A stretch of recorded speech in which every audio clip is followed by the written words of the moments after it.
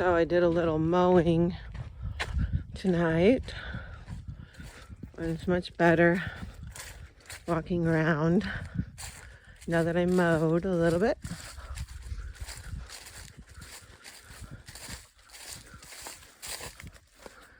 It's good exercise and good motivation to do some arm strength training so that I can mow for a very long time.